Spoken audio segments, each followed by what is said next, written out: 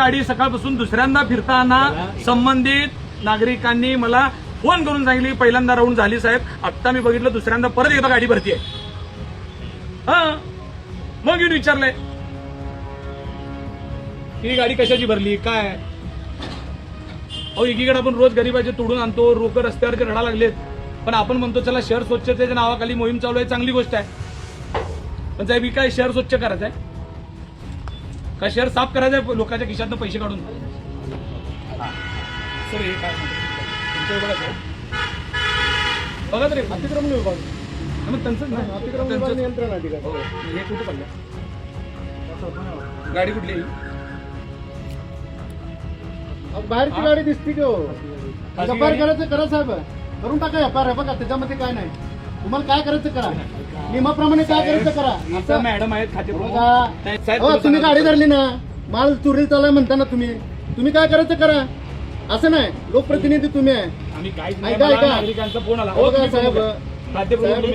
तुम्ही आम्हाला एक सांगा, ही गाडी तुम्हाला विचारून बाहेर चालली यांना सांगतच नाही ना आम्ही. आता मग खाते प्रमुख मी आहे ना, मीच ती गाडीचे आधार कार्ड घेतो. आधार कार्ड आणि ज्याच्या पावत्यात आता एवढे टपरे आहेत. नाही आता भरलेली गाडी कुणाची चालली, भरलेली गाडी देणार आहे ना त्याने. आधार कार्ड देणार आहे त्याने. कोण आहे आधार कार्ड दिल्याशिवाय मी गाडी जाऊ देत नाही. एवढे जबाबदार आयुक्त असताना त्यांच्या समोर असं बोललं जातं, तुमच्या दोघांच्या समोर आयुक्त आहे तुम्ही. ही काय बोलला तुम्ही, ही कार्यपद्धती आहे. कारण साहेबांचं म्हणणं घ्या.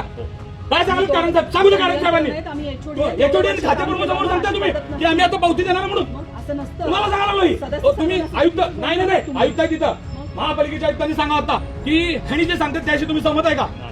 हा कार्यपद्धती चुकीची आहे. जे नियंत्रण अधिकारी आहेत विभागाचे त्यांनी जी कार्यपद्धती अवलंबला पाहिजे त्या पद्धतीचं इथं चित्र दिसत नाही आहे. त्यांनी त्याचा व्यवस्थित खुलासा घ्या आणि गाडीच्या संदर्भात जी काही कायदेशीर कार्यवाही आहे ती करण्यात येईल. साहेब एफआयआर पोलीस आले 2 मिनिट थांबा साहेब, तुम्ही स्वतः एफआयआरचा आदेश तुम्ही द्या. एफआयआर दाखल करा. सगळ्या विभागाच्या सगळ्या लोकांवर एफआयआर झाला पाहिजे. एफआयआर मध्ये काहीही नाही. जे इथं होते तुमच्याकडे अजून माझ्याकडे कॅमेरे आहेत, तिथले कॅमेरे तुम्ही तपासायचे, पोलीस तपासतील. तुम्ही नाही हात लावा त्याला, तिथं पोलीस त्याला त्या कॅमेऱ्याला हात लावतील. तुम्ही नाही, पहिला फक्त एफआयआर तुम्ही द्यायचा. आणि तुम्हाला जर माहित नसेल तर तुम्ही एफआयआर देऊ शकता. आणि तुमच्यावर द्यायची असेल तर हानी देतो.